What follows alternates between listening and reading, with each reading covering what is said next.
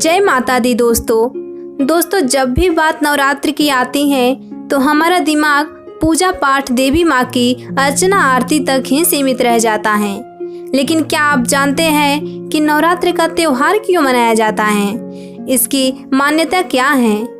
दरअसल नवरात्रि के पीछे दो कहानी हैं जो आज के वीडियो में हम आपको बताएंगे। तो बने रहिए हमारे वीडियो के साथ और चैनल को सब्सक्राइब करके बेल आइकन को दबाना ना भूलें। सदियों से हम नवरात्र का त्योहार मनाते आ रहे हैं, व्रत रखते आ रहे हैं। देश के अलग अलग हिस्सों में अलग अलग तरीकों से इस त्योहार को मनाया जाता है। कहीं कुछ लोग पूरी रात गरबा और आरती करके नवरात्र के व्रत रखते हैं, तो वहीं कुछ लोग व्रत और उपवास रख माँ दुर्गा और उनकी 9 रूपों की पूजा करते हैं। लेकिन इस नवरात्र के पीछे असल कहानी क्या है? इससे जुड़ी एक पौराणिक कथा है। महिषासुर नाम का एक बड़ा ही शक्तिशाली राक्षस था। वो अमर होना चाहता था और उसी इच्छा के चलते उसने ब्रह्मा जी की कठोर तपस्या की।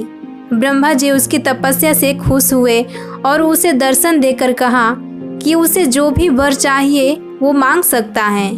महिषासुर ने अपने लिए अमर होने का वरदान मांगा। महिषासुर की ऐसी बात सुनकर ब्रह्मा जी बोले, जो इस संसार में पैदा हुआ है उसकी मौत निश्चित है, इसलिए जीवन और मृत्यु को छोड़कर जो चाहो मांग लो।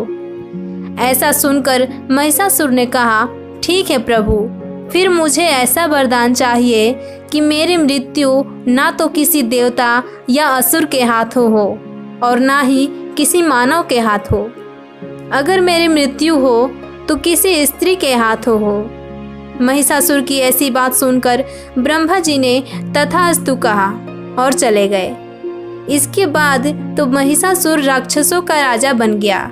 उसने देवताओं पर आक्रमण कर दिया।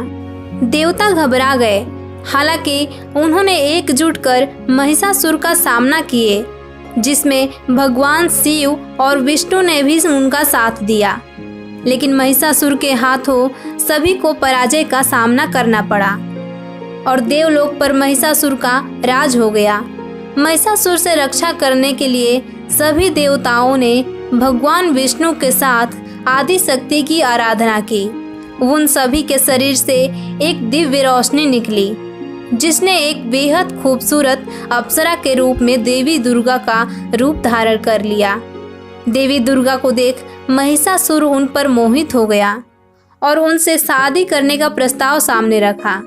बार बार वो यही कोशिश करता था। देवी दुर्गा मान गई, लेकिन एक शर्त पर। उन्होंने कहा कि महिषासुर को उनसे लड़ाई में जीतना होगा।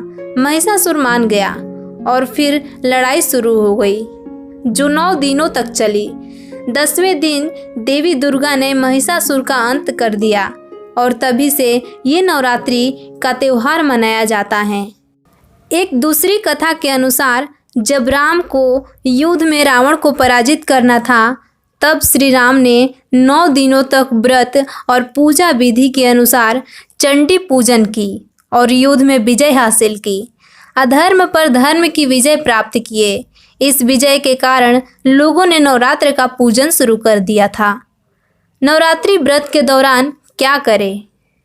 जैसा कि हम सभी जानते हैं कि लाल रंग माँ को सर्वोपरि है, इसलिए माँ को प्रसन्न करने के लिए लाल रंग की वस्तुएं का उपयोग करें, जैसे माँ का वस्त्र, आसन, फूल इत्यादि।